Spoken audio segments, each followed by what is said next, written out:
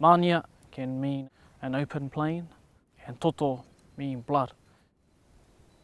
A red tussock grows there, and when our ancestors came upon that place for the first time, they likened the plains to being covered in blood. Our earliest ancestor, Rakaiohautu, came through about 1,000 years, and he actually traversed the interior, and it was his descendants and the descendants after him who would return year after year for over 50 generations following the Taiari River. Many different settlement sites, food gathering sites along the way. Huge amounts of resources and food were gathered there. Our people also fought battles to protect those rights over those areas. Here we are at the Upper Taiari Scroll Plain. This is a very unique environment, habitat in all of New Zealand. It's a section of the Taiari River that undergoes very strong meandering, but in between the meanders we see lots of little oxbow lakes or billabongs that get filled up with water every time the river floods, and then when the river recedes, those little lakes become isolated little freshwater ecosystems. This is the only scroll plain ecosystem in New Zealand. It's the largest scroll plain ecosystem in the southern hemisphere. It also, because of the geological history of this place, it's home to a number of really threatened and unique species. For instance, it's probably the catchment in New Zealand that has the most number of native fish species, particularly with galaxids. It's also home to a bunch of really unique plants and dryland plants. So this system obviously depends very much on the dynamics of flow going down the Taiari River. And so it makes sense that this system would be quite vulnerable to any changes in the flow regime of the river. And that's where climate change could potentially affect this system. We're in a region of New Zealand that has some of the hottest temperatures, summer temperatures.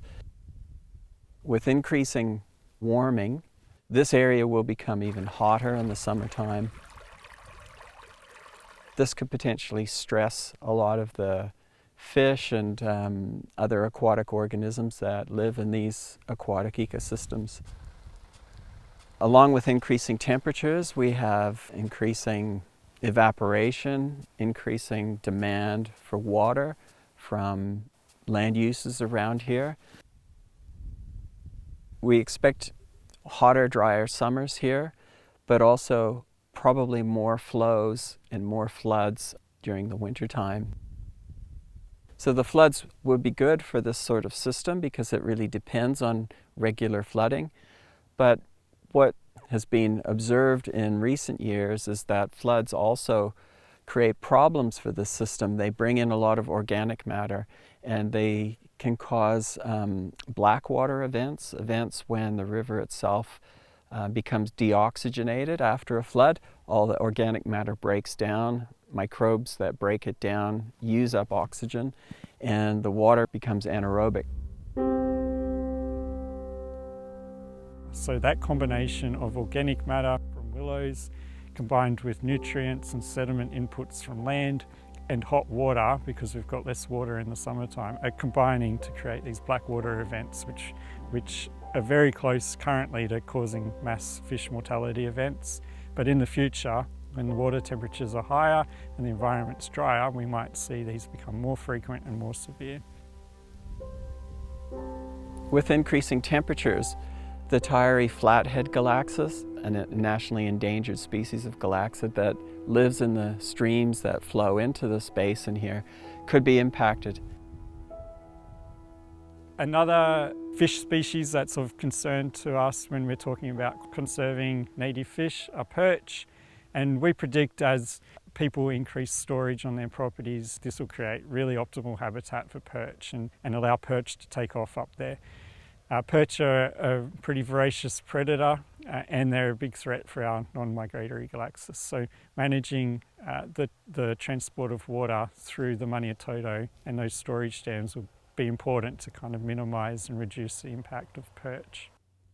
One of the really important mechanisms to protect up there is the functioning of the wetland as a sponge, absorbing that water in high flow and releasing it more slowly during drier periods. So allowing the river room to move is absolutely critical to maintaining the scroll plain environment that we have today. Willows create a hard bank on the river. The roots go deep under the ground. They provide an obstruction to floodwater. So one of the things I'm concerned about up here primarily with willows is the effect they have on channelizing the river. Another benefit of removing willows will be to reduce those big nutrient inputs that the leaves provide into the river every summer, combined with changing land use practices to make sure nutrients and sediments are not flowing into our waterways, into the river and into the warmer parts of the river during summer.